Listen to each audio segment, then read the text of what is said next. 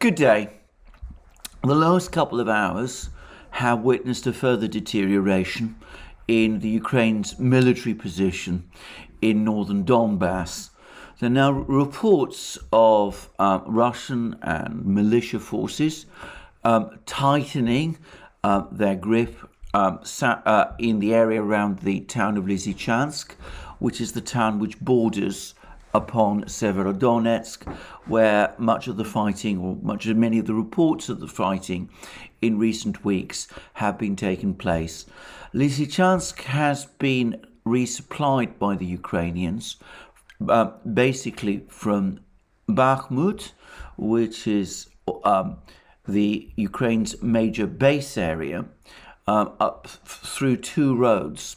Some time ago, the Russians were able to obstruct most of the traffic along one of those roads, the main, larger, more easily used road, by establishing what they call fire control over the road. In other words, they weren't in physical control over it, but their artillery was able to intercept traffic on it and therefore reduce the flow of men and material along this road. But there was another smaller road further north that was also used in place of this main road.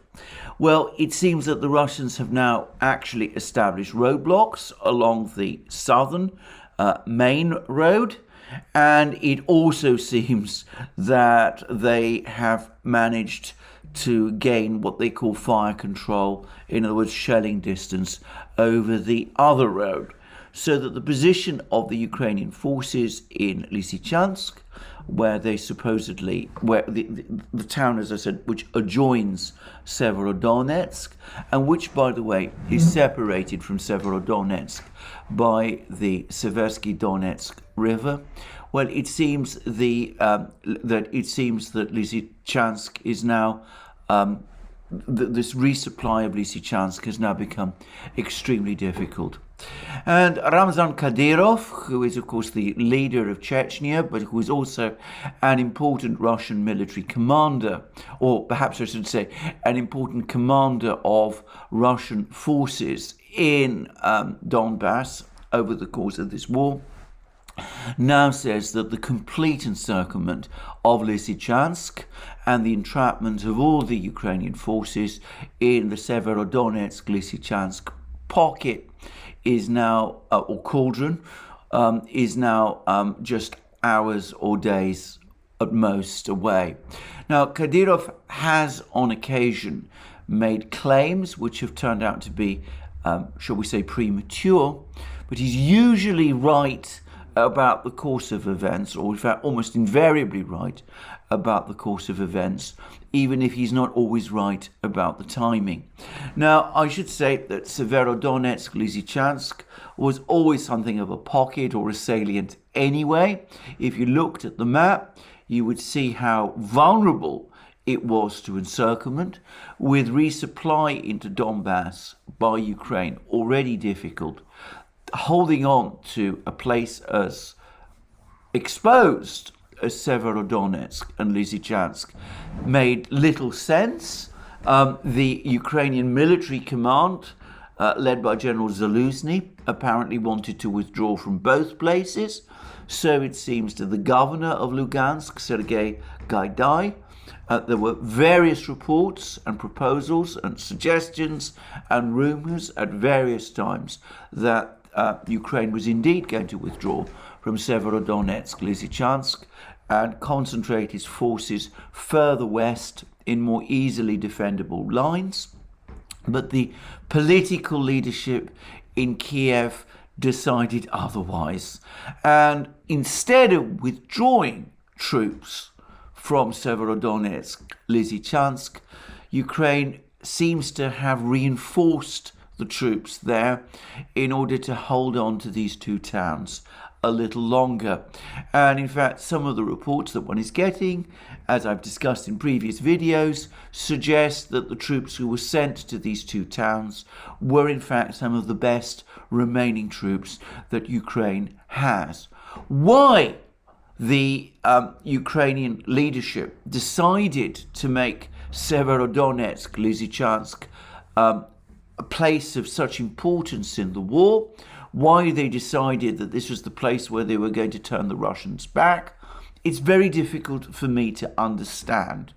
But as I will discuss shortly, further in this program, there are now increasing reasons to think that the grasp of reality of some of the people in Ukraine's political leadership is increasingly tenuous, and one suspects also that there's political infighting going on within the government in Kiev, which makes it extremely difficult for the Ukrainians to actually pull back from any part of their former territory, of the territory that they formerly controlled.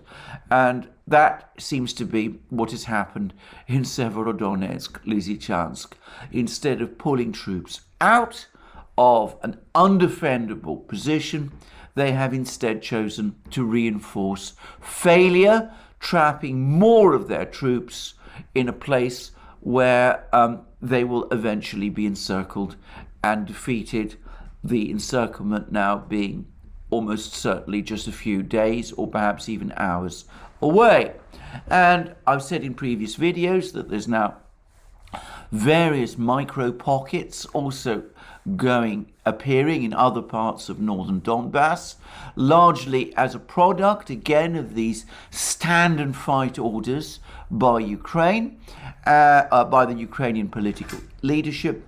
And there is now another such pocket appearing in an area called Zolotogorsky, which is just south of Lysychansk.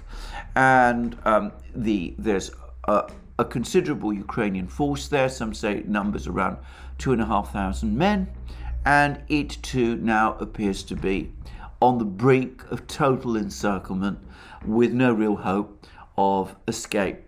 Now, one has to say that it's not clear how many Ukrainian troops there are in Severodonetsk, Lysychansk. Some figures put the number up to 20,000. At one point earlier in the battle, it was said to be around 12,000, but that was, of course, before those troops got reinforced. So I'm not going to even try and guess the numbers, but it does seem as if a substantial Ukrainian force is now being trapped in Severodonetsk and Lysychansk, and a smaller force, but still sizable in number, 2,500 men allegedly, is trapped in the Zolotogorsky salient, and is now facing destruction there as well. And of course, if we go back to Severodonetsk, Lysychansk, we already have confirmation that there's a force of 2,500 men, including apparently special forces and volunteers, foreign volunteers, principally it seems from Georgia. They're now trapped in the Azot chemical works. They were the forces that Ukraine rushed to Severodonetsk to prevent a collapse of resistance in the city. It was talked up by Ukraine as evidence of some great counterattack in Severodonetsk. Instead, what's happened is that those troops have now got bottled up in the Azot chemical works, where they are cut off from the remaining Ukrainian troops in the Severodonetsk, Lysychansk cauldron, who are, of course, themselves about to become encircled. And there are other places up and down northern Donbass where one reads about other Ukrainian troops being encircled as well.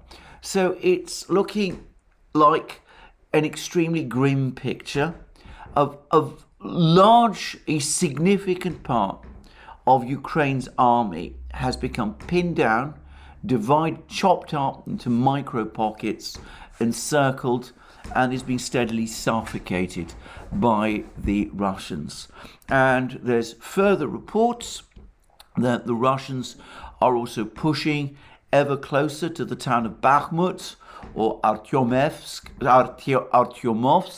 as the Russians like to call it, which, as I said, is the major Ukrainian base area in this part of Donbass, and they're now said to be just 5 kilometers from this city, which, by the way, Zelensky himself visited a short while ago. So it looks extremely bad altogether. It's clear that the Russians are now intent on clearing up northern Donbass before they start moving south and encircle the remaining Ukrainian forces in Donbass in Slavyansk and Kramatorsk. My colleague, Alex Christoforou, thinks that the defeat of the Ukrainian forces in Slavyansk, Kramatorsk will be the effective end of the war. That once those forces in those two towns are encircled and defeated, Ukraine will have lost the best part of its army and will no longer be in a position to keep fighting. I will say in advance that I agree. I think that is almost certainly a correct assessment, but it's perhaps worth saying that Ukraine has a different view. And that's what I'm now going to come to, because we recently had an extraordinary article in the New York Times by Dmytro Kuleba, the Ukrainian foreign minister. Now, I'm not going to discuss and pass this article in any detail. This has been done extremely well by the person who has a YouTube channel called The New Atlas. He's actually gone through this article essentially line by line and discussed the utterly fantastic ideas that Kuleba is coming up with. But essentially, Kuleba has outlined what he says is Ukraine's path to victory in Donbass. He's talking about Ukraine building up this big army in western and central Ukraine, but he admits that Ukraine can't equip this army. So he wants the United States and the Western powers to provide it with the weapon systems, the means to re-equip this army. He wants 500 tanks, 300 HIMARS, multiple rocket launch vehicles. He wants 1,000 howitzers. He wants fighter jets. He wants drones. He wants every conceivable type of weapon system that you can talk about. He wants, in effect, the whole Ukrainian arsenal left over from the Soviet era to be completely rebuilt, essentially to the level that it was when the war started in February, but he wants it rebuilt this time with Western weapons. And as the person who broadcasts as the New Atlas points out, that is entirely impractical. Retraining the Ukrainians to use these Western weapons is going to be a massive, time-consuming exercise. There simply isn't the time in which to do it. And in any event, the United States and the Western powers simply lack the resources to re-equip Ukraine on anything like that kind of scale. And as this person on the New Atlas also correctly says, if that is Ukraine's path to victory, then it is a totally fantastic one. It is one that is completely unrealistic. And Kuleba and the Ukrainian leadership in Kiev need to have that explained to them, and it needs to be pointed out to them that as this isn't going to happen, Ukraine has no path to victory, and what it needs to do is instead accept the realities and sit down and negotiate with the Russians. Now, this is disastrously late to do this. I'm not, as I said in previous programs, I'm not convinced that the Russians any longer are in any mood to negotiate with the Ukrainians in any, shall we say, give and take type fashion. I suspect if the Ukrainian negotiators were to turn up, they would be met with a series of extremely harsh demands from the Russians, which would at the very least require a complete evacuation of Ukrainian troops from Donbass and Zaporozhye region, and probably there would be further demands over and above that also. In fact, I'm sure there would be. And that may be difficult for Ukraine to accept. A couple of days ago, Zelensky's national security advisor said that Ukraine isn't prepared to negotiate at the moment with the Russians because its position is so weak that it would be faced by Russian demands. The Russians would demand things that Ukraine would not want to concede. And that's why Ukraine is fighting. They're hoping to get all this Western equipment, because if they get it, then of course they can achieve some kind of victory, or at least they can recover some territory, and that will improve their position in negotiations. Well, as I said, that isn't going to happen. And if they want to preserve Ukraine, any part of Ukraine, then they need to face that reality. They need to sit down and they need to negotiate. And they need to start negotiating quickly whilst they still have some cards left to play. And yes, of course, the terms will be harsh, much harsher than they would have been if the negotiation that started in Istanbul had proceeded along its proper course. But just possibly the Russians might agree to allow some kind of rump Ukraine to survive, whereas if this thing is delayed much longer, they might not even agree to that. So that, it seems to me, is what Ukraine needs to do. They need to understand that this path to victory that they're talking about exists only within their own imaginations. It's the kind of thing that amateurs, people who have no knowledge of war, no understanding of war, no real understanding of logistics might come up with, but which anybody else looking at this thing objectively, even those like me who don't have any claim in this kind of picture to be professionals, but who do understand something about logistics, anyone like us can see that this is simply not going to work. You can't just provide all these weapons, expect Ukraine to learn to use them, and then go on and win battles, all presumably in a few weeks. It's not going to happen. So that's what Ukraine needs to do.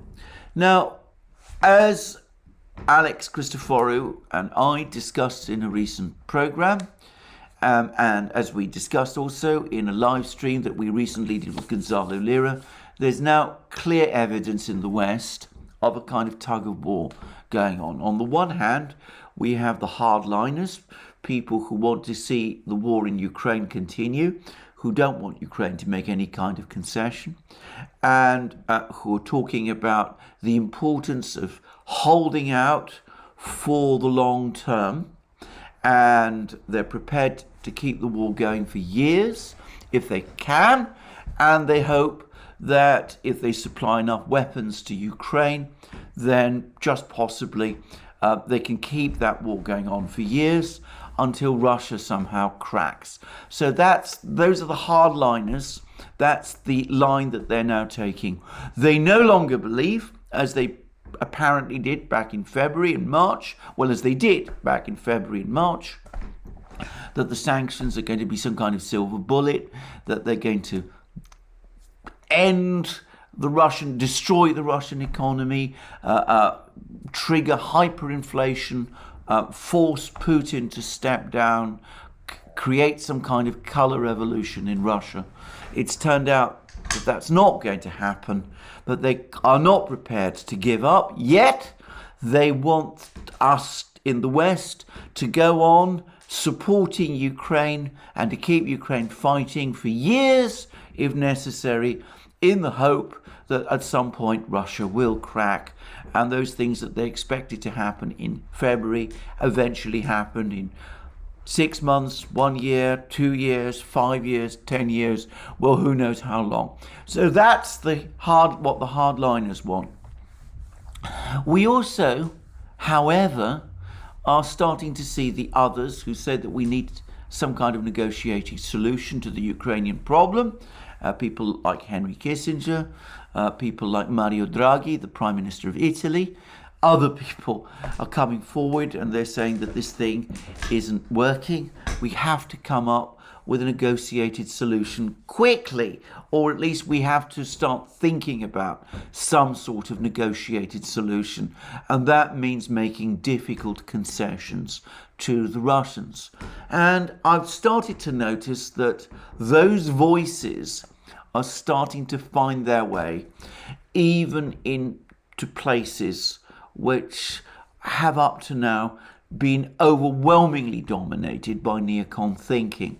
So over the last few hours, I've read 2 articles in the National Review, which is a very hardline publication, hardline on foreign policy issues, publication founded by the late William Buckley, which has consistently taken a strong anti-Russian position on pretty much every conceivable issue, and which has been full-throated in its support of Ukraine, and which has been uncompromising, and I think it's fair to say neocon in its overall views.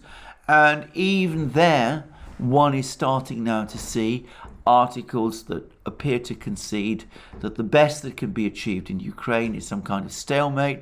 Any idea of a Ukrainian victory is really off the agenda, and given that that is so, some kind of negotiation must take place, and instead of victory, the kind of victory that the hardliners still hope for, well, some territorial concessions to Russia must be made. Trouble is, I think that this outburst of realism is no longer realistic. That would have been a fair assessment of the situation in March and April. I think at that point, if the Russians had been told by Ukraine and by the Western powers, well, all right, we understand what's happened. You can have Donbass, you can have Crimea. Ukraine must concede these territories. That's the end of the war in Ukraine. And, you can take that and we accept it and let's bring this war to an end. I think at that point, the Russians might have agreed to something along those lines. So what these articles in the National Review and in other places, territorial concessions by Ukraine to Russia to end this war quickly, well, that's, as I said, that would have been a realistic approach had it been followed in March, and it might have led somewhere. The trouble is, I don't think that the realists, or realists as they believe themselves to be, quite understand that. But I think that particular train has already left the station.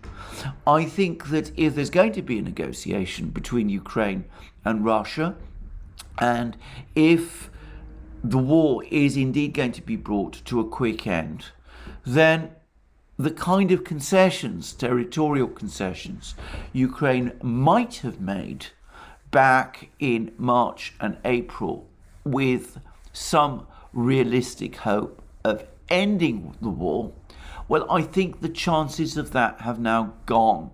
I think, as I said previously, that the Russians will now be demanding a great deal more. And, well, given that their military position is becoming so strong, why would they not?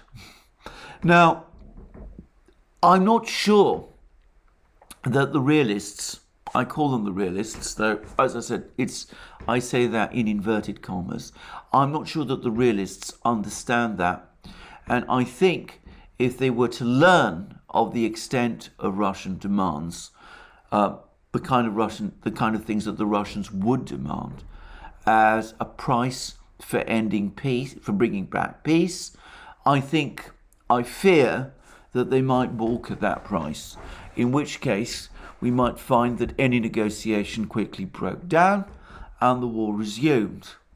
But I'm going to say this is the moment when genuine realism needs to step in, because that is what I predict we're going to have to do if we're going to avoid the total debacle of a complete Ukrainian defeat in Donbass, not just in Donbass, but across the entirety of Ukraine as well. I say this because I don't think that there is anything the West can do that can change this picture.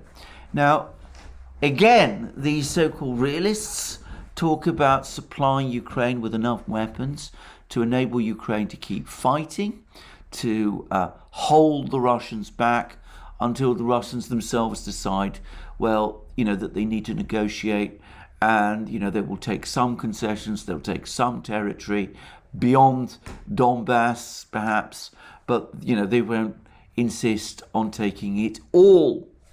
Now, the trouble is that I think that this is based on two false assumptions. The first false assumption is about the extent of Russian losses.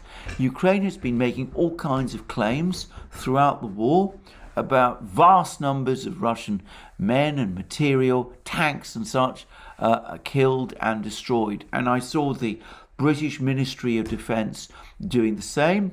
They were trying to extrapolate what Russian losses were from the losses which have been admitted by the militia of the Donetsk People's Republic. The Ministry of Defence claimed that the losses that the militia has admitted to account for 55% of its fighting power, and that gives us some insight as to what the scale of Russian losses might be. I have to say, I think that is a fantastic idea. I don't think it comes to anywhere near close 55% of the militia's fighting power. I think this is based upon the peacetime army that the Donetsk People's Republic might have had, which was much smaller than the wartime army, which has been massively increased through mass mobilization of men in Donbass. So the Donetsk militia is admitting to about 2,500 men killed, another 8,000 or so wounded, 10,000 altogether, but I don't think that comes anywhere close to 55% of the Donetsk militia. I think it's probably, in percentage terms, a single losses in single figures, and of course of those wounded, we don't know what proportion of those men who are wounded are severely wounded, and how heavy and light those wounds are. My guess is probably principally, most of them have been only lightly wounded, and many of them have probably returned to the battle. But anyway, I'm not going to guess about this.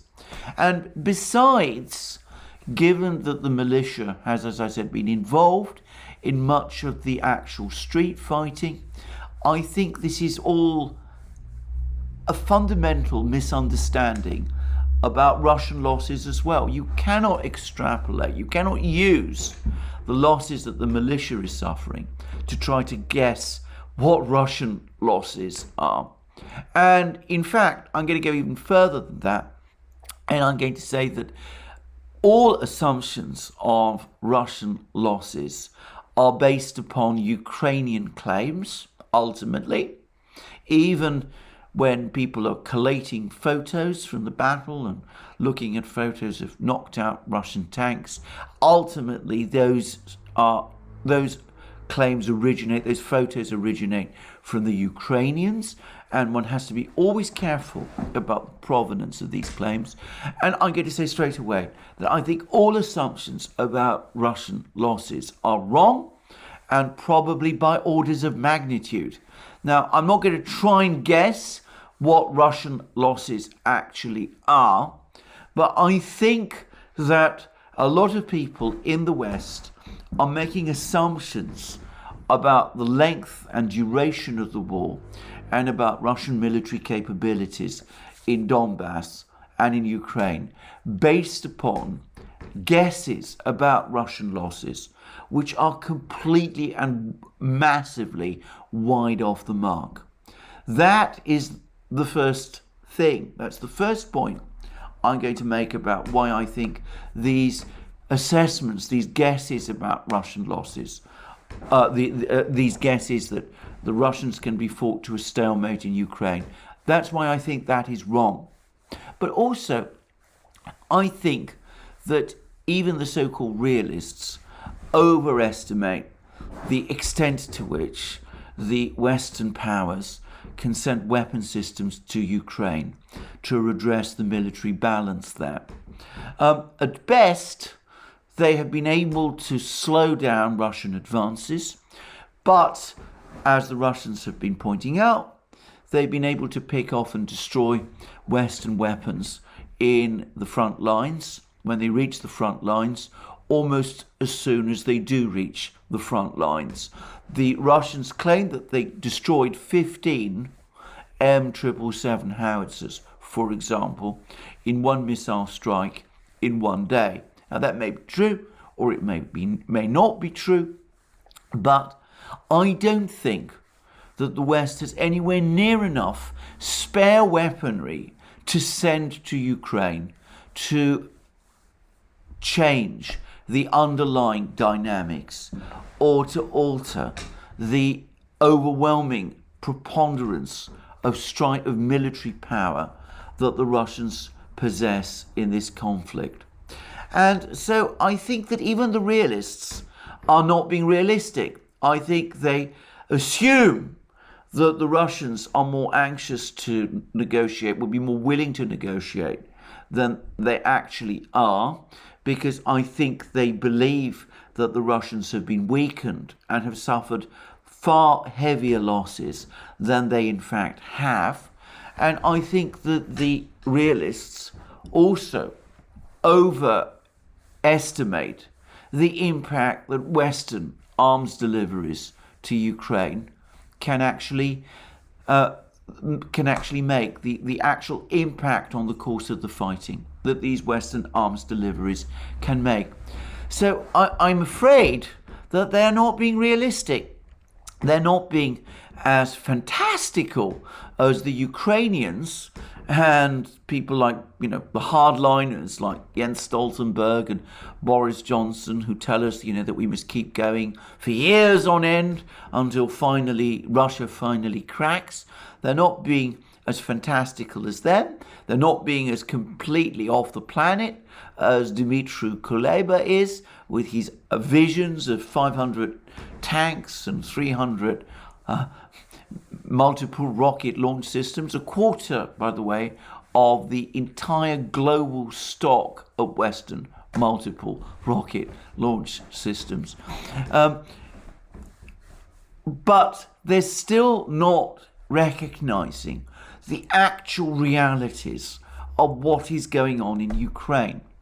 To say it simply, Ukraine, and by extension the West, is in a much weaker position in this war than I think any of these people realize. And I'm going to give an example of why it's very dangerous to base one's ideas about what's going on in Ukraine on Ukrainian claims and Ukrainian assertions. Now, yesterday, and right up until this morning, I was reading articles in the British media about another massive Ukrainian attack on Snake Island, this island off Odessa, which is, a small place, but which the Western media and the Ukrainian government seem to have attached what I feel is a wildly disproportionate importance to. But anyway, I was reading about this enormous nighttime attack that Ukraine was launching against Snake Island.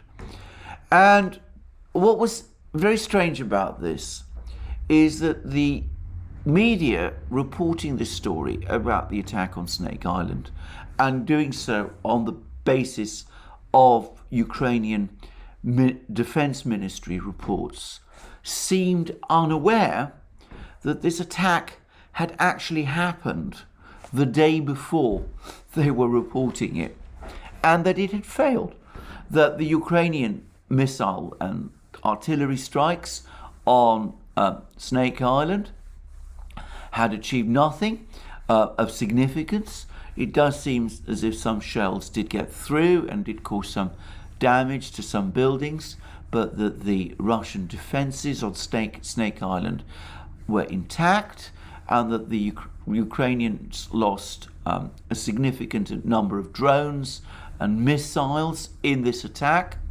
But the point is that by the time that it was being reported, the attack had already failed.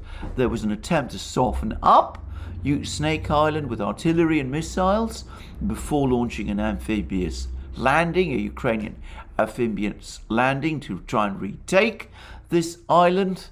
But by that point, the attack, the amphibious landing, had already been called off because the artillery and missile attack had essentially failed. So it's a good case study of the West assuming that some kind of great nighttime battle was taking place on Snake Island, because it bases everything purely on information it gets from Ukraine, without understanding that this battle had in effect already ended. This extraordinary faith in what Ukraine is saying and how it's reporting this war is really remarkable. I mean, given that it's been repeatedly proved to be untrue. I mean, a couple of weeks ago, we had the admission, for example, from Ukraine, that the Ghost of Kiev fighter pilot who shot down by himself 40 Russian aircraft, that he never existed, that he was an entirely fictional creation. And it was the Ukrainians themselves who admitted that that was the case. And then we had the ludicrous episode of the evacuation of Ukrainian troops from the Azovstal steelworks, which was referred to across the Western media as an evacuation. Even as it turned out that in fact those troops had actually surrendered and were being taken by the Russians to captivity in internment camps in the Donetsk People's Republic. And you would have thought that after episodes like that, people in the West would have become much more skeptical about the reports that Ukraine is providing. But it doesn't seem to be the case. They still continue to base everything on these reports. And as I said, even the realists, as a result, are getting things profoundly wrong.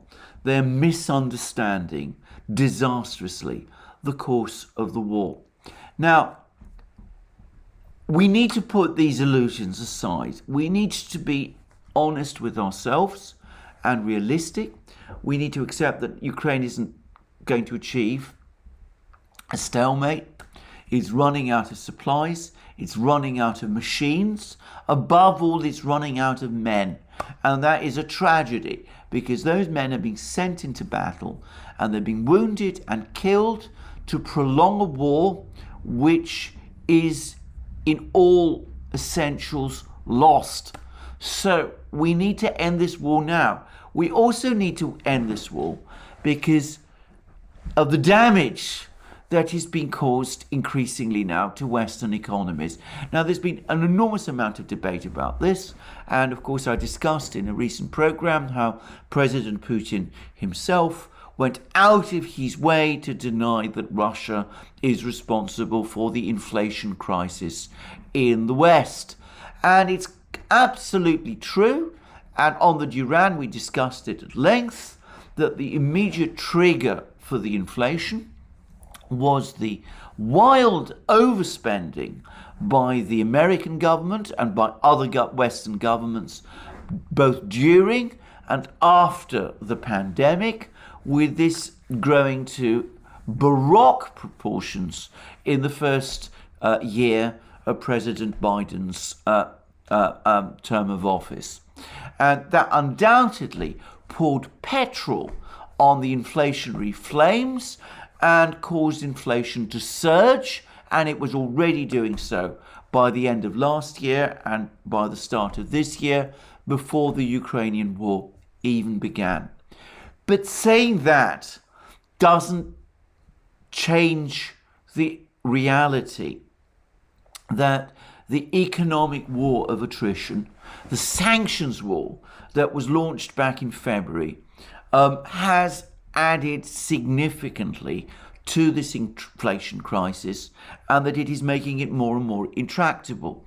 I was reading, for example, on the BBC website, that attempts to contain inflation, which has now hit 9.1% in annualized terms in Britain, if you accept British statistics, which, by the way, I don't. I believe inflation in Britain is already well into double figures, probably more like 15% than 9%. But I'm not going to debate that in this programme. But even the BBC admits that you can increase interest rates as much as you want, and that does help to contain inflation by reducing demand, and that falls in demand will bring down the cost of some goods. But if there is a structural shortage of certain critical goods, food and oil, then inflationary pressures will remain, however high you push up interest rates. And if we are looking at what are the two major structural problems that are causing those shortages today, well, the short answer is it's the Ukraine war. It's the sanctions against Russia, which have tried to block Russian oil and gas exports. It's the sanctions against Belarus, which are to some extent connected to the events in Ukraine and Russia, which have made exports of fertilizer products from Belarus much more difficult. It's the general economic war against Russia, which is affecting exports of foodstuffs and fertilizer from Russia, and of course from Ukraine as well. All of this is creating structural shortages which interest rates can only mildly affect. If you're going to use interest rates to bring down inflation at a time when there is structural shortage of supply, then you have to push up interest rates and crash demand to extraordinary levels to contain inflation. What you have to do is to depress the economy, create a kind of depression in the economy, and keep it there in order to prevent inflation taking off again. You've got to understand, one has to understand that if the economies are going to recover, then that means returning to the market the food and energy that was there before the Ukraine war. Now, even if you open up oil wells, reopen coal mines, find alternative sources of gas, that's going to take time, because the lead time to do all of these things is long. But of course, in the West, we're making things worse, because even in this time of crisis, as is very clear from recent comments by the EU Commission President Ursula von der Leyen, European and Western governments, including the US government, are not prepared to give up on their climate policies. So they're not really prepared to water down restrictions on oil and gas drilling, pipeline construction, refinery construction, and all those sort of things. So that acts as a huge disincentive on energy companies to invest in all of these things. And that, of course, is going to prolong the supply crunch. Maybe these alternative technologies will one day come to our rescue and will sort out our problems for us. But realistically, that's going to be a decade away, and that's perhaps optimistic. I'm going to add something else, as has been pointed out by some people, Byron York in Washington Examiner being a good case. President Biden, who does seem to have some understanding of this, is trying to get out of the political problems that all of this is creating by blaming American oil companies for the rise in fuel costs. He doesn't want to relax the sanctions on Russia, even though in private and quietly he's allowing some Russian oil back into the US market.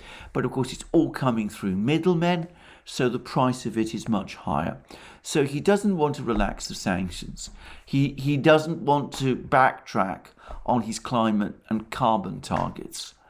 So he's, at the same time, he needs politically to have prices at the gas stations fall, and he needs to do that before the November midterms. So what he's doing is he's trying to put the blame for those higher prices on the energy companies. And of course, what they're doing is they're simply coming back and they're saying to him, well, we're not going to take this blame because you want us somehow to lower those prices, but you're not giving us the green light to do the kind of things that we need to do, which is to build more refineries or to start investing in order to build more refineries, build more pipelines, drill more, do all of these things which you disapprove of, but which would give us the confidence that our industry, as it's currently constituted, has some kind of future, and which might therefore persuade us to take more active measures, more proactive measures to lower prices at the pump. There's only a limit to how much we can do that, even if you do give us that green light. But in practical terms, you're not even prepared to give us that green light. So how can we do anything? Now, I'm not going to get in this program into a discussion about Western climate policies and energy policies. A lot of people have had much to say about this. Vladimir Putin, in his speech at the SPIEF conference, discussed it at very great length indeed. But what I will say is this: if people do not want to see a return to coal, but they also want to see prices fall, prices for energy fall, if they want to avoid a recession, if they want to see food shortages resolved, then they need to be realistic again about what they need to do. And though inflation is not only caused by the economic war that's being waged against Russia, undoubtedly that economic war is a major part of it, and that economic war needs to be ended, and those sanctions need to be lifted, and that inevitably has to mean some kind of broader settlement of the crisis in Ukraine. Now, again, that brings me back to my earlier point. That means being much more realistic about what might have to be agreed to if a settlement of that conflict in Ukraine is to take place. It means accepting that it won't just be Donbass now, it'll be a lot more than that, and that the Russians will probably make further demands upon Ukraine, demands which they might not have made in March, which they are going to make now. That's going to prove very difficult, very controversial.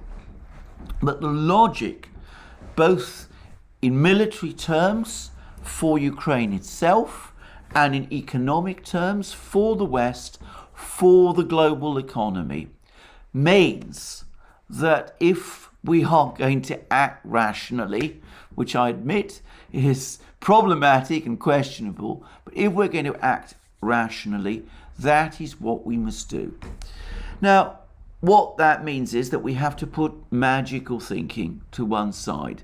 Expectations that some miracle will appear, that Putin is going to die of cancer, that Russia is going to implode, that there's going to be some great crisis or revolution there, that Russia runs out of tanks or men or missiles or all of those things, or that some new miracle weapon is going to be found that's going to turn the balance of the battle, or something of that kind.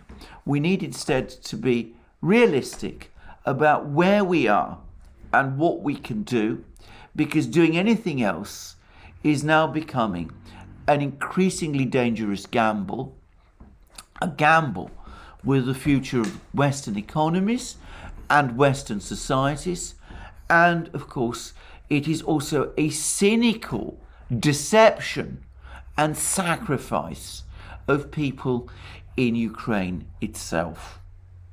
Now, one group of people one group of political leaders has shown that they are not prey to this type of magical thinking. And those are the leaders of the various African states.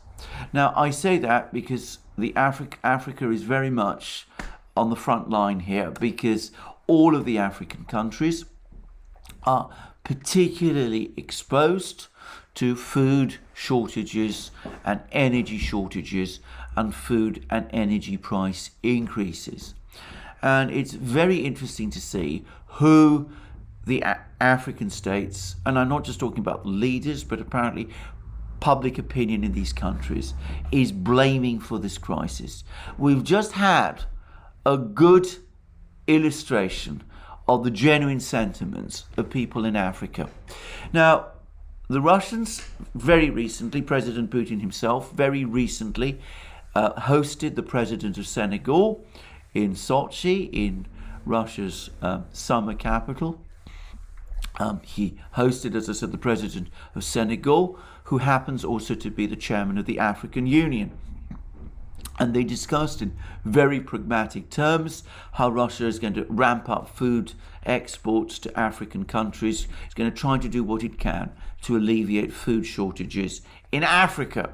And the president of Senegal responded by making it very clear that, in his opinion, it is the sanctions policies of the West, and indeed the general economic policies of the West, which are at the root of this problem. And we learn that the Russians and the African Union are now busy working on the setting up of a Russia-Africa summit meeting. Now, we don't know what the context of that will be, when that will happen, what sort of things will be discussed, but it's in the works. Well, perhaps because of this, President Zelensky decided that he wanted to address all the African leaders too.